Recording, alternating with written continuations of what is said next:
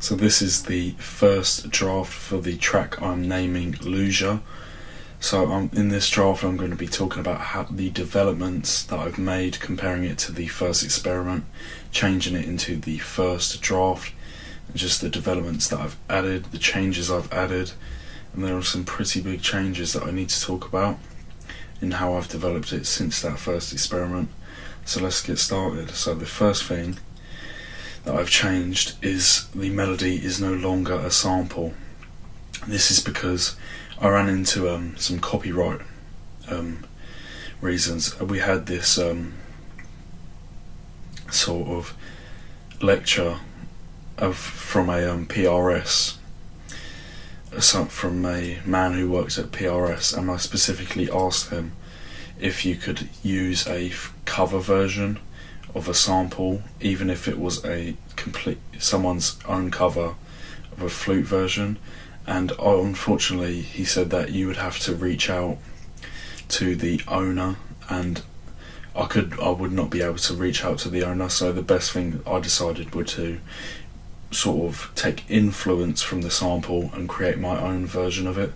So the way I've done this is that I've loaded in a flute using the EXS24 and mixed it the best that I can to try and achieve the same sort of sound that was achieved in that you could hear in the sample.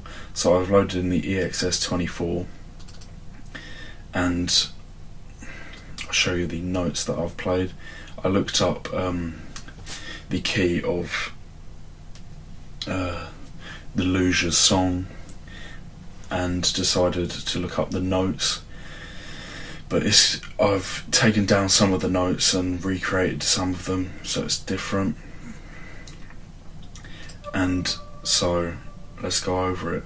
So the first note of this melody is D4, F sharp 4, E4, D4, then it skips 2 beats, goes B3, C sharp, D4, E4, E4, D4, G4, E4, F sharp again, that down to D4, G4,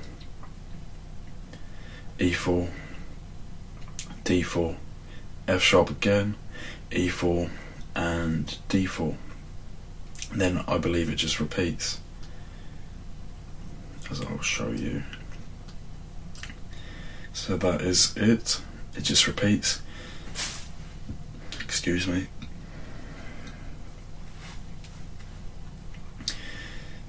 So it's as you can see, it's quite a complex melody consisting of loads of different notes.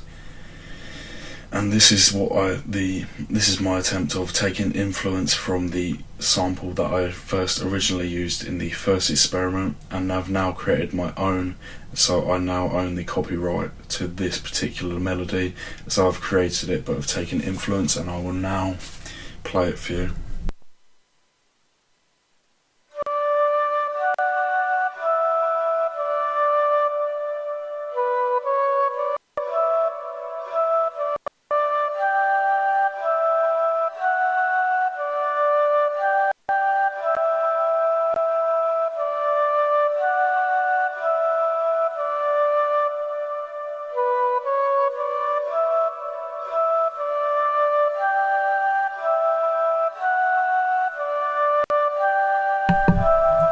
So that is now my melody that I have created, and so I will not run into any copyright issues because I've created this myself. And now I will now go over the mixing of it.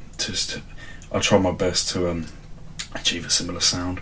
So I dropped the lows, boosted the mids by a high amount, and also boosted the highs. I was just testing around, playing around with it, boosting different frequencies until I achieved a sound that I liked. And added a high amount of reverb. As you can see, a large amount of reverb, because the original sample had a lot of reverb itself. So I did my best to try and recreate that by adding a lot of reverb. Then I put a compressor on it just to boost, just to make it a bit louder within the mix. And even the dynamic range. Then I put a stereo spread on it of medium, low frequencies and high frequencies spread. Then so that is how I've mixed it, and that is how I've aimed to achieve a similar sound that I used in the sample. So that is a problem that I run into, and I've now resolved it by recreating it myself in MIDI. So, and also one thing I'll say, I did not play it in. I decided that I'd punch it in using the pencil tool. So that is the first change, I would say, the first development since the first experiment. So that is that. And after that, I think it pretty much stays the same. I think I might have changed the hi-hats, but I don't think I have.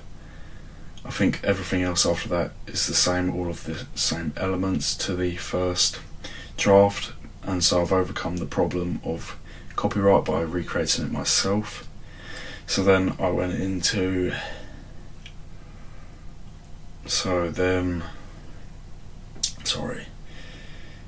after that I've now created a second element, so that would be the verse.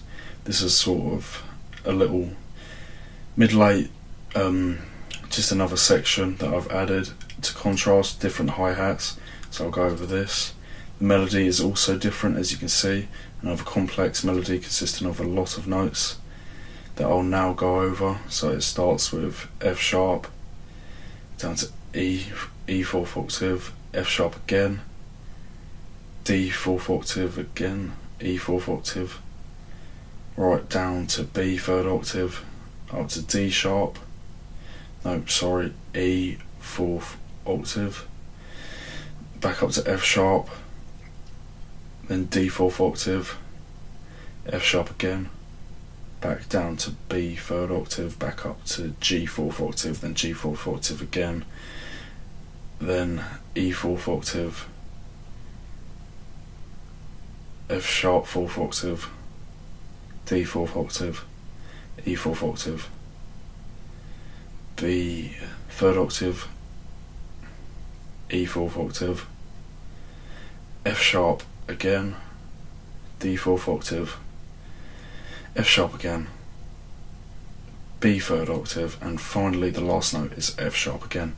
So that is a contrasting part to the first section, which I intend to be the verse, and that is the first contrast between verse and sort of middle 8. That's, I guess, what this is, because it breaks down.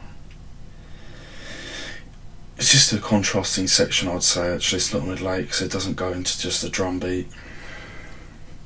So that is the first contrasting section, and the second contrast to the verse is the hi-hats, which I believe I sampled. Let me check. Yep, EXS24, which I have sampled, as you can see. This played the same pattern, so a roll, then 16th note, then another roll, then a 16th note, and another roll. Just these two bars repeat throughout. So that is that. Then secondly, the snare stays the same. I think the rest of the elements stay the same as in the first. Just the choir cuts out. So that is the second section that I've created. Then onto the third section, which I would guess would be the chorus, which I might make this into the chorus. It is the same melody played within through this, and I don't think I covered mixing. Let's cover some mixing. So that's the melody first. So I've mixed this melody the exact same as how I've mixed the first melody, and all the melodies are mixed the same, as you can see. And the hi-hats, and the first hi-hat throughout this, I cut out the highs just to give it that lo-fi sort of feel. Second hi-hat, I didn't feel like it needed mixing because it was a sample and I liked the way it sounded. Then the snare, I've dropped all the low end, dropped a bit around 260 hertz, then dropped around 2k hertz, so that's sort of mid-high. Then the second snare, I mixed the same, added compression and reverb to the first snare, and compression compression and reverb to the second snare. Then for the kick drum, which is also sampled, it's very similar to how I mix most of my kick drums. Drop all the subs, boost around 100 Hz. Then in this one I've dropped around these two frequencies, just eliminating any mids. Then the bass, cut out all the highs, dropped some of around the mids and boosted slightly the sub frequencies. Then there's the ambience, and then there is the choir. So in this choir I wanted quite a low end frequency from this choir, then boost around the low mids and cut all the highs. And that is it for mixing. So in the second one, so that is it for this first draft. Now I'll talk about how I'm going to develop it. So I'm gonna, in the next draft, hopefully I will have a fully structured song that is ready to record vocals. So I'm gonna add this, so this would count the verse, add a second verse, and add a second chorus hopefully, and also add an intro outro so it is ready to record the vocals.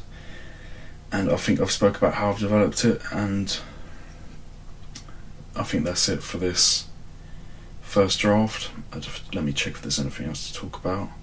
Oh, also on the master channel, this is just a quick sort of master to boost the sound. So I put a very small amount of compression on, then also look at the levels to check the peak and RMS are good. Then I put a limiter on it to boost the gain right up without the output level getting too high. And finally I drop a very small amount of the low ends to get rid of any muddiness.